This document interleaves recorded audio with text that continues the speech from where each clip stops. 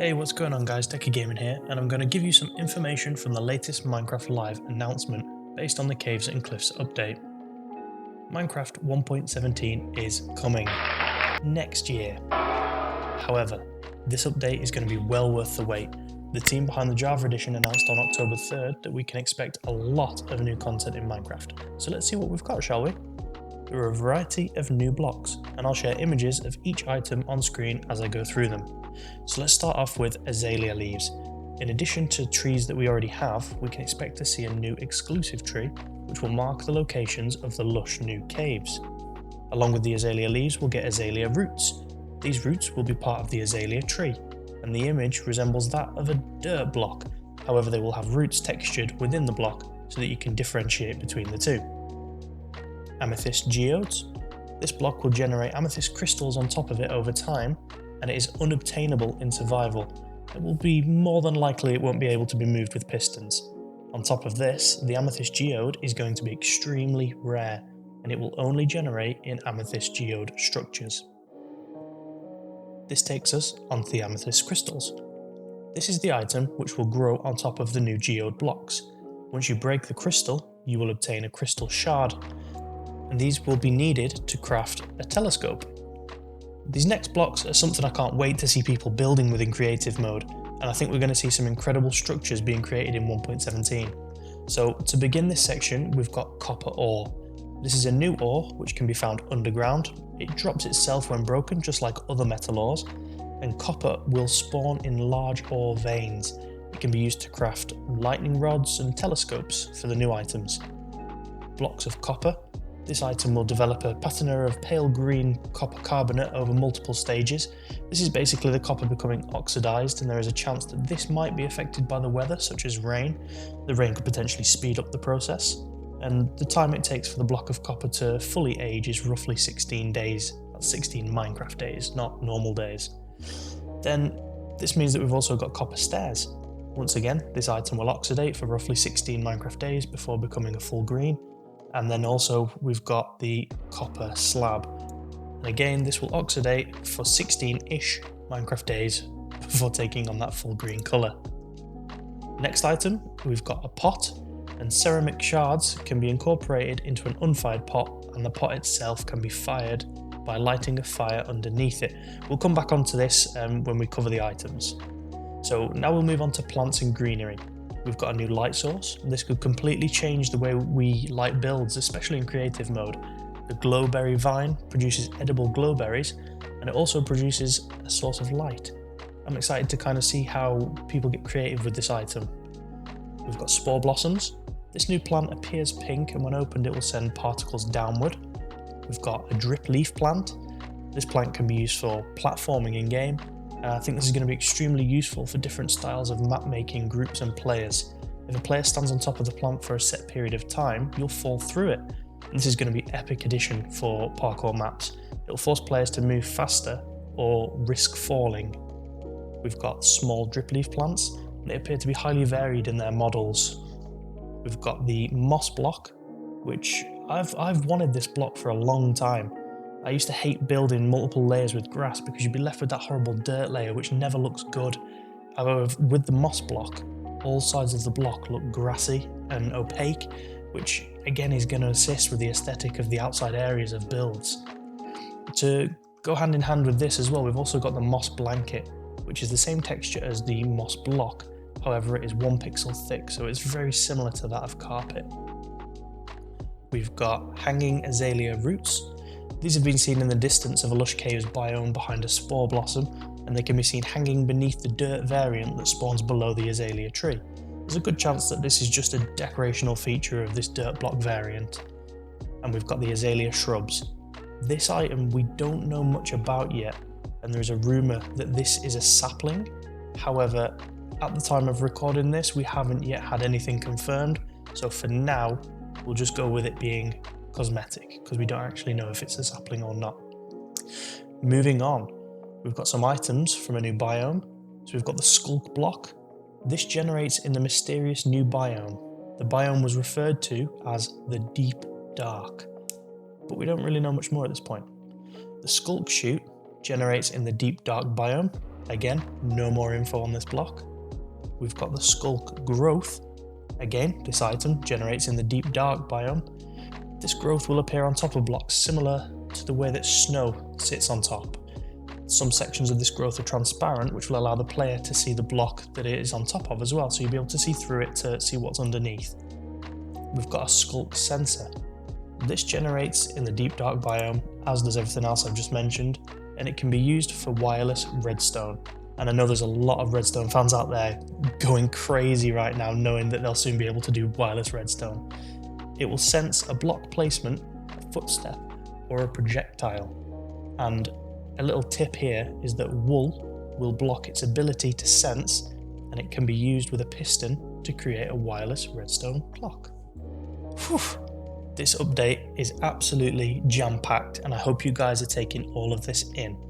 So next up, we've got stalagmites and stalactites.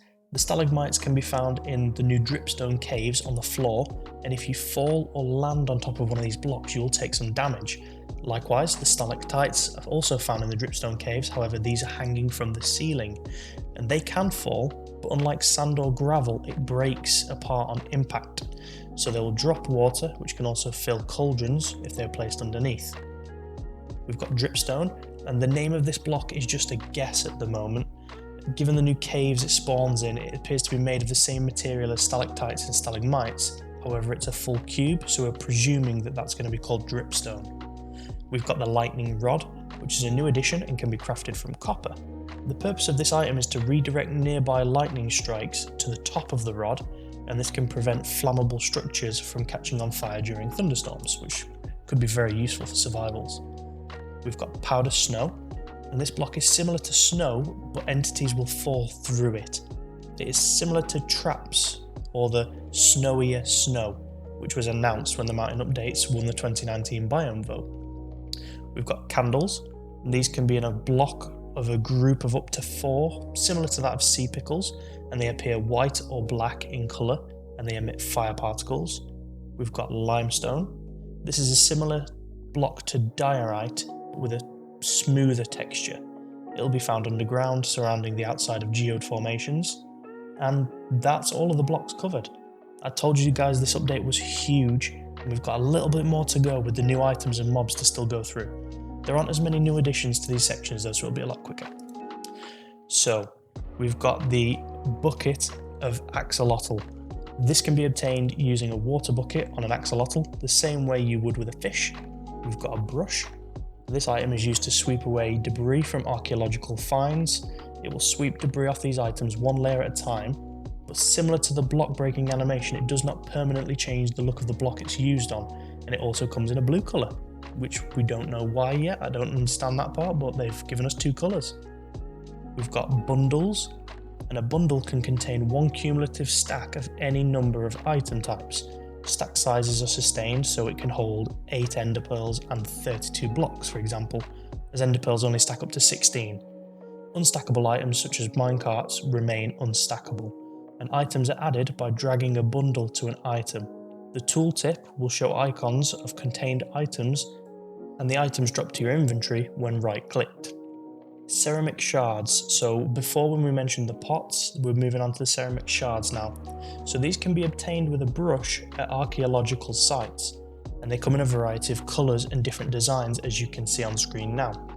Each one depicting a different picture, such as an ender dragon, Alex, a skeleton, a tree, and a vindicator. These ceramic shards can be placed on clay pots. We've got the telescope, which I touched on before as well. And this will be crafted from crystal shards and copper, and when held, the telescope will allow the player to see far away, just as a telescope should. Now, moving on to the final section, the mobs. So, first off, we've got the axolotl. This mob will be small and found in bodies of water within the Lush Caves biome. It will be the first ever amphibian added into Minecraft, and as previously mentioned, it can be caught in a bucket of water. This will also tame it. The axolotl will also spawn in a variety of colours: yellow, green, brown, purpley pink.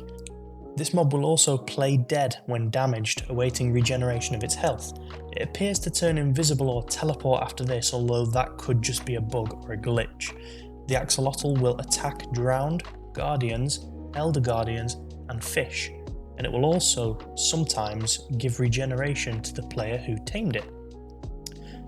For all my hashtag Team Glowsquid fam out there, we managed to vote the Glowsquid into Minecraft.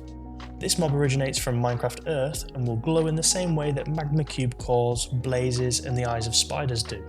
It will live in flooded caves, however it doesn't emit any light, which is a bit gutting really, as I'd have loved to have these lighting up a hallway inside a build. Goats are also being added in. These mobs will spawn in the mountains biome, and they can jump very high to avoid obstacles. It looks as though they can jump roughly 5 blocks high on the video that we've seen. They are aggressive and will attack close animals with a headbutt, which will knock them far away. We can also see on the video that was released that there is a baby variant, which leads us to believe that there will be a way to breed goats, which could be pretty cool.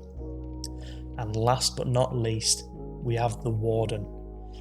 This mob will spawn in the new Deep Dark biome. It is the first blind mob, and when it senses movement, it will move towards that direction. When attacked, it will head towards the player. It appears to follow the same rules as a Sculk Sensor when detecting noise, and it does not detect players that are sneaking. There's a little tip for you there. This mob is incredibly strong and will bring a full netherite player to 7 health points, which is 3.5 hearts. The Warden is at least as fast as the player's walking speed, and it looks as though it speeds up when it's been attacked. It also looks though the Warden has some form of knockback resistance. We can presume that it will spawn in relation to the hut which was seen in the clip, which we now call the Warden's Dungeon. And a tip for getting past the Warden or tricking them is to throw snowballs, as these class as movement and will distract it from following you. There's a lot more information on world generation and gameplay additions, however, for now I feel as though I've been speaking for an hour and I've thrown a lot of info at you guys. So if you have made it this far, let me know down below and I'll catch you all soon. Also, if you're new around here, then please be sure to subscribe and follow me over on Twitch at Deca Gaming, where I live stream, and I'm going to be starting Let's Plays and other content over there too. Don't forget to like and share this video, guys. I'll catch you all later.